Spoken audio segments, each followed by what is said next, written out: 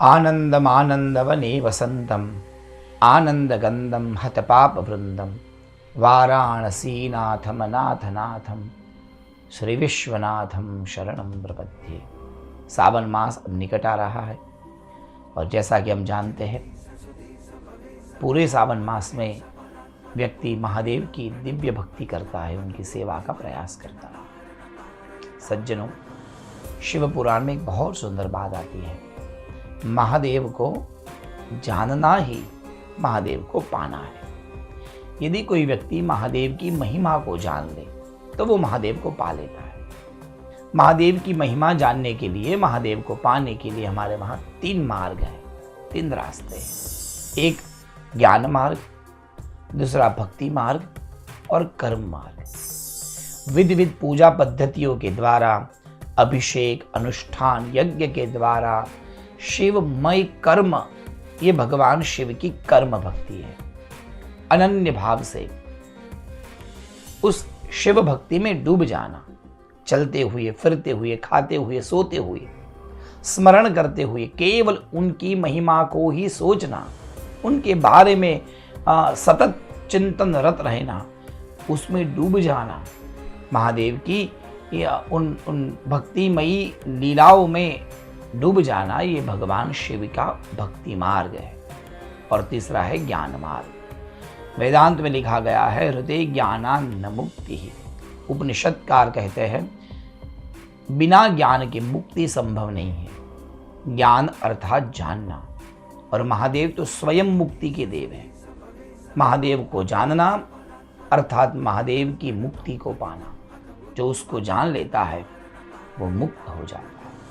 महादेव को जानने के लिए हमारे वहाँ अनेक पुराण में, शास्त्रों में महादेव की महिमा का मंडन मंडित है। अनेक जगह पर पद पद पर महादेव की महिमा गाई गई है। जैसे नारायण के 24 अवतार जग प्रसिद्ध है, उसी तरह शिव पुराण में महादेव के अनेक अवतार हैं।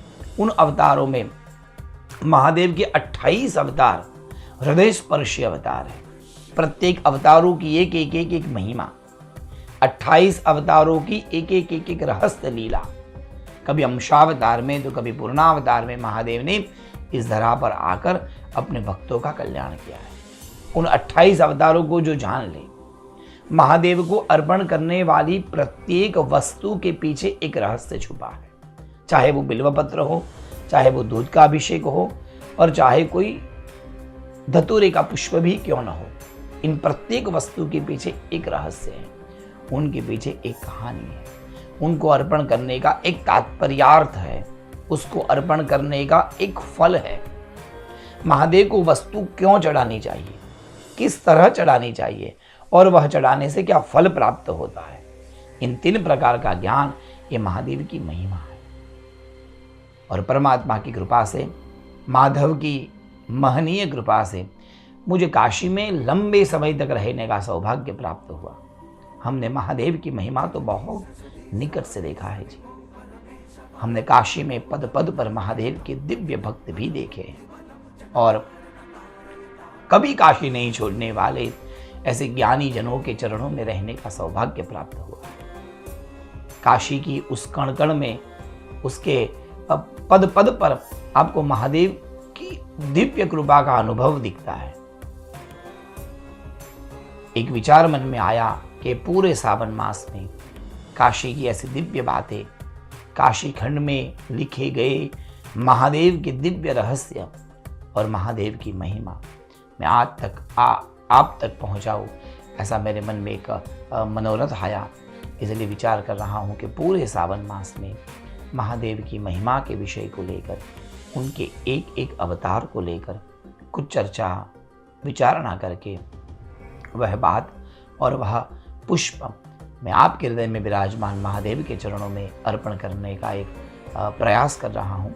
जरूर जुड़िएगा। आप जहाँ भी है वहीं से महादेव को जानकर महादेव को पाने का हम एक प्रयास करेंगे। पूरे सावन मास में महादेव की एक कथा के साथ हम आपसे मिलेंगे। हर महादेव।